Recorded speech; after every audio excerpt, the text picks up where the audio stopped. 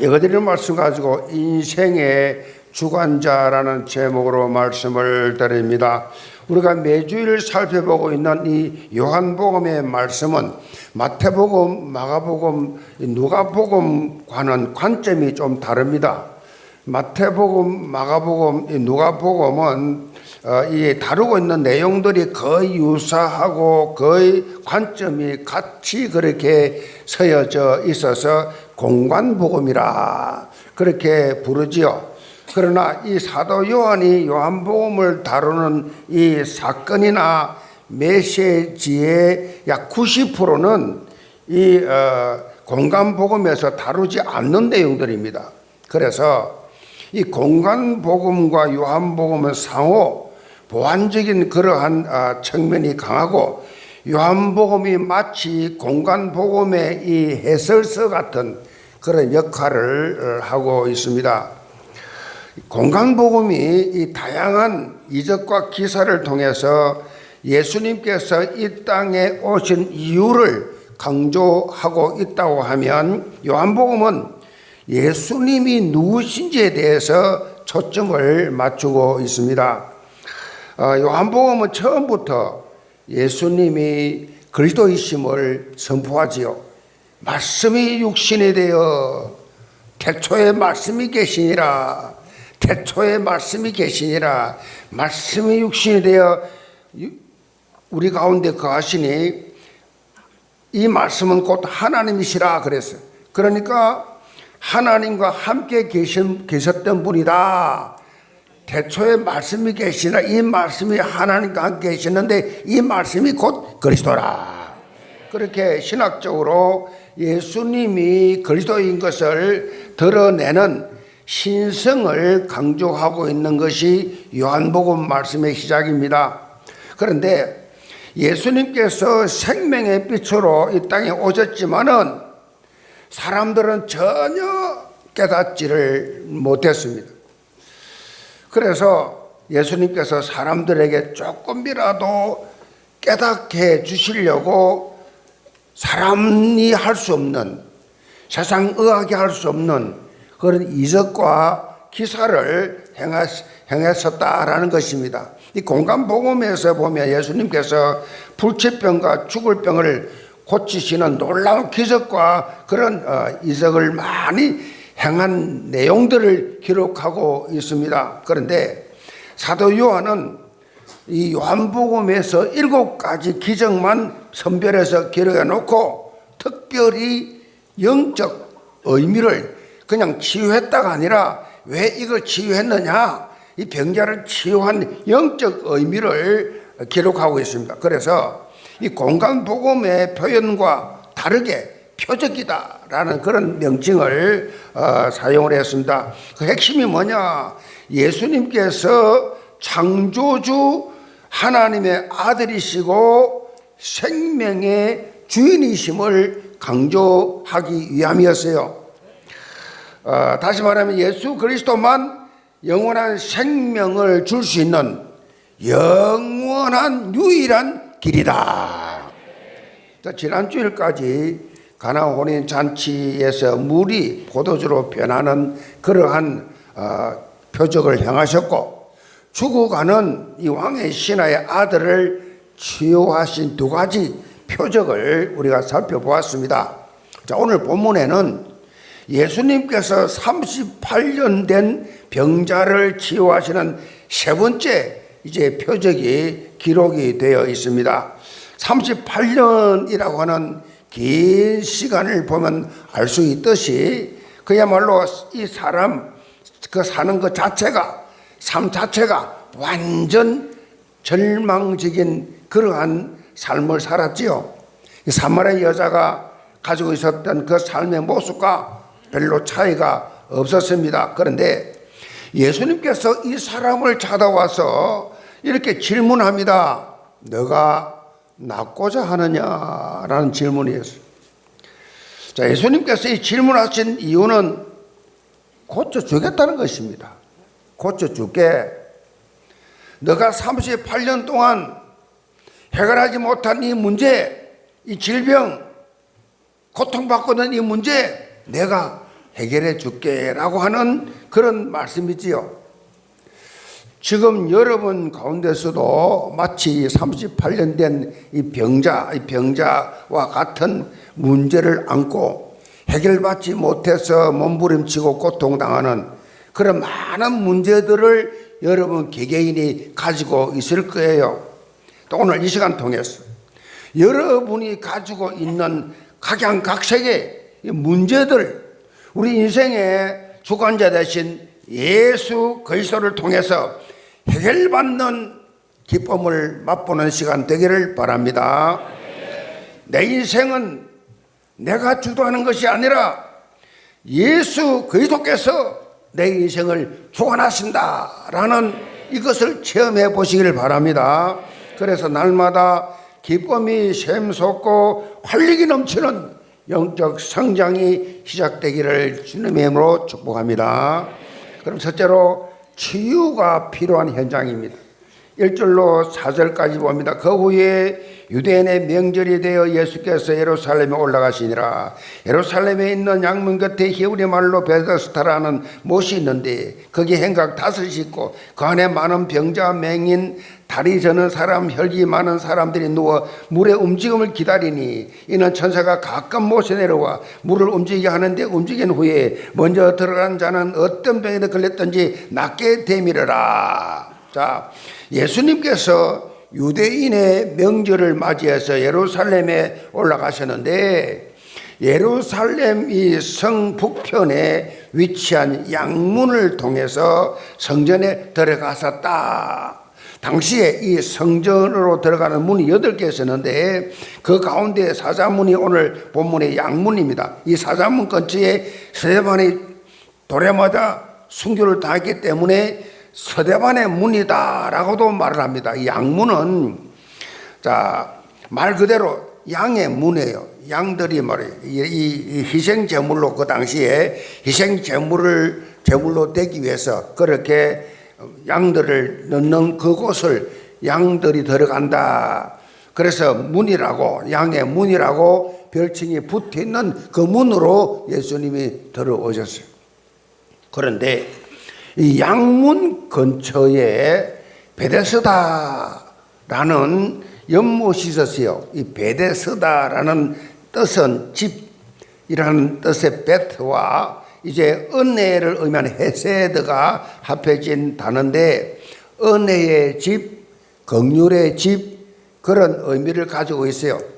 거기에 행각 5이 있었는데 그 안에 각종 질병 걸린 수많은 그런 병자들이 모여 있었어요.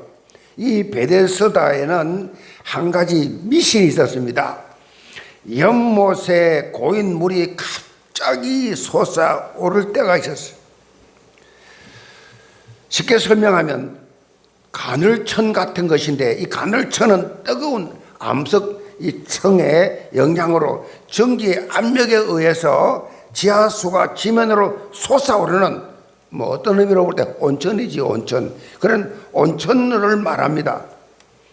일정한 시간 간격을 두고 간헐적으로 물을 확 그렇게 뿜어내기 때문에 간헐천이라고 그렇게 말하는데 당시 과학의 지식이 없었던 그 당시 사람들은 그들의 눈에는 이런 현상이 마치 하늘에서 천사가 내려와서 물을 휘젓고 가는 것처럼 그렇게 보였어요. 그런데 이때 제일 먼저 연못에 들어가는 환자는 어떤 병이었든지 낫는다라는 소문이 다 나 있었어요. 베데스다 연못에는 이런 미신적 소문을 사실적으로 믿고 물이 움직이기만을 기다리는 불치병 환자들을 가득 그렇게 차 있었어요. 그런데 이런 불치병 환자들 중에서도 가장 심각한 상태에 있던 한 병자. 자, 이 5절 봅니다. 거기에 38회 된 병자가 있더라.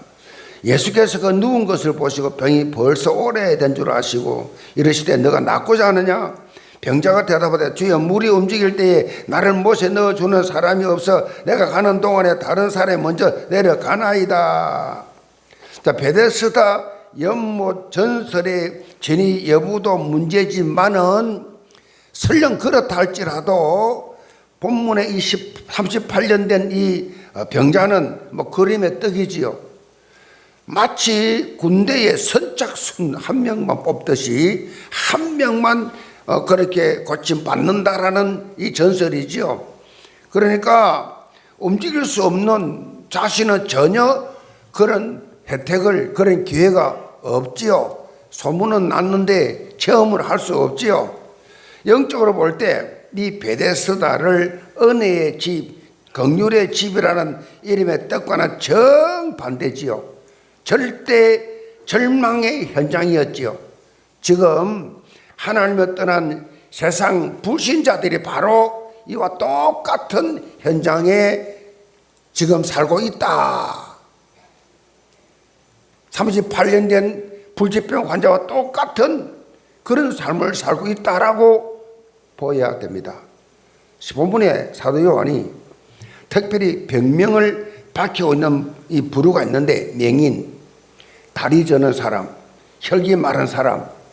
혈기 마른 사람, 이 말은 중풍병자를 말합니다. 중풍병자, 몸에 마비가 온 사람을 말하죠. 몸에 마비가 와서 움직이지를 못해. 그런데 이들의 몸 상태를 보면은 결코 자력으로 들어갈 수가 없는 사람들이, 영적으로 보면 이 베데스다 현장은 율법 앞에 서 있는 인간을 묘사합니다. 세상 종교 앞에 구원을 구하고 있는 인간의 허망한 모습을 보여주고 있는 거예요. 아직도 인간의 힘으로 뭔가 내가 할 수 있다라고 하는 불신 현장을 보여주고 있는 모습입니다. 38년 된 이 병자가 가진 이 비참한 이 현실, 예수님이 찾아갔잖아요. 이 사람이 찾아온 게 아니라 예수님이 찾아갔어요. 사마리아 여자 예수님이 찾아갔어요. 여러분들도 지금 또 종교의 미신에, 우상에 빠져 있는, 자기 스스로 자기 문제 해결하겠다고 빠져 있는 그들을 예수님처럼 찾아가시 바랍니다. 찾아가야 돼요. 그래서 생명이 살아나는, 그 인생의 성경적 해답을 주는 그러한 삶을 살아보세요. 얼마나 행복한지. 야, 내가 한 사람 살렸구나. 한 사람을 사단의 권세에서 끄집어냈구나. 참 자유를 주었구나. 하늘에 상급 있으리라. 이런 예수 그리스도의 마음을 품고 생명을 살리는 참된 복음 인생 다 되시기를 주님으로 축복합니다. 두 번째로 인생의 주관자 예수입니다. 8절 봅니다. 예수께서 이르시되 일어나 자리를 들고 가라 하시니 그 사람이 곧 나와서 자리를 들고 걸어가니라. 이날은 안식일이니. 예수님께서 38년 된 이 병자에게 더 이상 설명하지 않습니다. 단도직입적으로 일어나 자리를 들고 걸어가라 말씀하셨어요.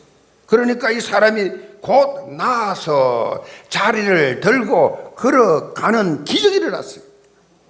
자, 사실 38년 된 이 병자는요, 왕의 신하가 보여주었던 믿음을 본 적이 없습니다. 예수님께서 너가 낫고자 하느냐라는 질문에 대해서 횡설수설 변명만 합니다. 자기에게 지금 너무너무 힘든 어려운 변명만 해댑니다. 전혀 예수를 믿는 믿음을 볼 수가 없어요. 그리고 이 병자는 예수님이 누구신지 전혀 알지를 못해요. 그럼에도 불구하고 치유가 되었다. 그렇다면 예수님께서 왜 이런 표적을 행하셨느냐? 그것은 바로 인생의 모든 문제 해결자는 예수님께 있다라는 해답을 주는 것입니다. 여러분 개개인의 모든 문제, 해결할 수 없는 문제, 의사가 고칠 수 없는 질병, 어느 누구도 해결해 줄 수 없는 그런 사건 문제들, 예수님께서 여러분이 믿는 예수 그리스도만이 해결할 수가 있습니다. 이걸 강조하는 내용이에요. 예수님의 이 신성과 함께 예수님의 이 생명의 주인 되심을 보여주는 내용이에요. 한마디로 예수님이 우리 인생의, 내 인생의 주관자다.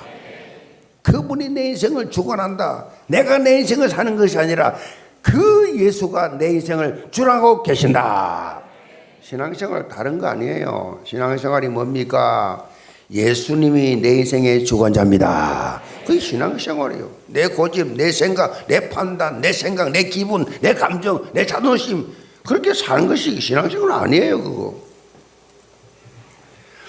예수님이 내 인생을 주관하신다는 이 사실을, 이 실제적인 이것을 인정하는 것에서부터 신앙생활이 시작된 겁니다. 교회를 다닌다고 해서, 무슨 직분을 맡아서 오래 다녔다고 해서 신앙하는 거 아니에요. 내가 정말 예수님의 인도를 받고 말씀에 따라서 내가 순종하며 사느냐, 그게 신앙생활 시작이에요. 여기 지금 억지로 교회에 앉아있는 분들도 있어요. 마지 못해서 오는 분들도 있을 거예요. 심심해서 할 일 없어가지고 구경삼 올 수도 있습니다. 그거 신앙생활 아니에요. 신앙생활은 예수 그리스도가 주인된 삶, 예수 그리스도가 하신 말씀을 따라가는 삶이 시작이 될 때 신앙생활 시작이다. 신명기 2장 14절에 모세가 이스라엘 백성들에게 유언적 설교를 하면서 밝히지요. 사실 이 기간은요, 하나님을 완전히 바라보지 않았던 최고 1세대의 장래 기간이에요. 자, 이들이 광야를 이렇게 행렬을 한 것은요, 장래 행렬이었어요. 다 죽을 때까지 돌아온 거예요. 죽을 때까지. 요 1세대들, 요 못된 1세대들, 불신앙하면서 원망한 1세대들 죽기까지 돌았기 때문에 장래 행렬이라 그래요. 하나님의 언약을 놓치고 불신앙으로 원망 불평을 삼았던 출애굽 1세대들이 다 광야에 묻을 때까지 38년 동안, 그거 뭐 열흘이면 갈 거리를 38년을 불신앙하고 원망하는 사람들, 가나안 못 들어가게. 사실 이들이 얼마나 많은 기적을 체험했습니까? 출애굽 시작할 때 모세를 통해서 상상도 할 수 없는 10가지 재앙, 하나님만이 할 수 있는 10가지 재앙을 그들은 직접 다 체험했습니다. 그 정도가 아닙니다. 나오자마자 홍해를 쫙 가르시고 건너게 하시고 그 투지기에 오는 로마 군병들 다 죽이는 그 현장을 다 체험했습니다. 광야 생활하면서 무슨 농사를 짓습니까? 계속 가야 하는데 농사를 못 짓습니다. 그런데 어떻게 200만 명이 넘는 이스라엘 사람들이 다 살았습니까? 하늘에서 매일 아침마다 만나와 메추라기가 내려옵니다. 이거를 다음 날까지 먹으려고 꼬불치는 다 썩었어요. 매일 밴대로 이걸 매일 먹었습니다. 그런데 이들의 입에서 나오는 말은요, 전부 불신앙이요, 원망불평이요. 우리는 좀 이해가 안 되죠. 원망불평. 언제 문제와 사건만 일어나면 원망불평. 평소 때 잘 몰라요. 문제 사건 나와봐야 알아요. 교회가 어려움이 와봐야 알아요.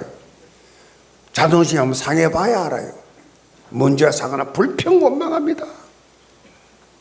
1세대들 그렇게 받은 은혜는 다 잊어버리고, 사실은 어떤 의미로 볼 때는요, 이거 원망 불평하는 이게 더 큰 기적이에요. 그렇죠? 어떻게 그렇게 엄청나게 직접 체험을 하고 보고 먹고 해놓고 그렇게 하나님을 원망합니까? 웃었어요. 여러분이 그랬습니다. 저와 여러분이 그래요. 문제 사건 하면 이 사람 원망하고 저 사람 원망하고 이게 또 저게 또. 그동안에 받은 은혜가 엄청 많은데 만 입이 있어도 더 입 닫아가지고 하나님을 찬양해야 될 사람들이 아무리 많은 기적을 체험했다 할지라도 근본이 바뀌지 아니하면, 중요한 말입니다. 근본이 바뀌지 않으면 아무 소용없어요. 근본이 바뀌어야 돼. 근본이. 1세대들은 근본이 안 바뀌었어요. 이 노예 생활을 오랫동안 하면서 가졌던 그 불신앙, 그 체질이 전혀 안 바뀌었어요. 그 많은 것을 보고도, 그 많은 것을 체험하고도 예수 그리스도가 내 인생의 주관자 되신다는 분명한 믿음의 확신을 가지시기 바랍니다. 이 기초가 든든하지 못하면요, 구원을 받아 놓고도 육신의 생각에 빠져서 서러운 인생을 살아요. 서러운 인생. 여러분에게 문제가 있습니까? 문제 없는 사람 없지요. 그 문제를 여러분이 꽉 쥐고 있지 마시기 바랍니다. 내가 해결해야지. 아니에요. 너희 염려를 다 주께 맡겨라. 이런가 그가 너희를 돌보십이라. 말씀을 하나님 말씀이잖아요. 2026년 영계전 성도를 오늘 주신 말씀 온전히 붙잡고 나를 확실하게 돌보시는 예수 그리스도와 함께 생명력 넘치는 매일매일 신앙생활 되기를 주님으로 축복합니다. 결론입니다. 희망 고문이라는 말이 있습니다. 희망 고문, 안 될 걸 알면서 될 것 같다는 희망을 주어서 상대를 고통스럽게 하는 것을 희망 고문이라고 합니다. 아무리 해봐도 절망적인 것만 기다리고 있는 상황 속에서 주어진 작은 희망으로 인해서 오히려 더 괴롭게 되는 상황,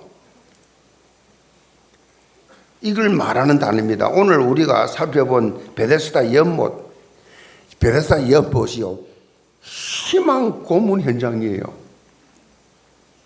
될 것 같은데, 다 된다는데 난 안 되는 거요.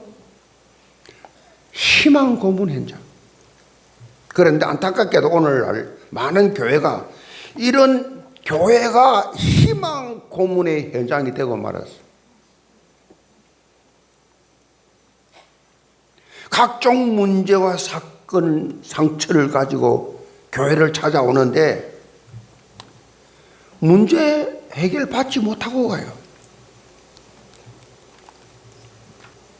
기복신앙의 영향으로 뭔가 성공과 형통의 비결을 말해주는 곳이 교회라고 착각을 하고 들어옵니다. 우리가 오늘 잘 봐야 될 것은 이 38년 된 병자를 고쳐준 것은 소문만 무성한 베데스다 연못이 아니었습니다. 우리 인생의 주관자 되시는 예수 그리스도를 통한 치유와 회복이 있었습니다. 그래서 우리는 예수님이 생명의 주인이시고 우리 인생의 주관자 되신다는 참복음의 이 진리의 말씀을 믿고 선포해야만 합니다. 누가 오더라도 살아나고 그리스도께까지 자랑하는 변화와 성장의 플랫폼이 되어야 된다. 그게 교회예요. 영계 모든 성도들 날마다 우리의 인생에 참 소망 되시는 예수 그리스도를 충만해서 치유와 회복, 변화와 성장의 이 놀라운 열매를 맺는 그런 증거 있는 성도들 다 되시기를 주님으로 축복합니다.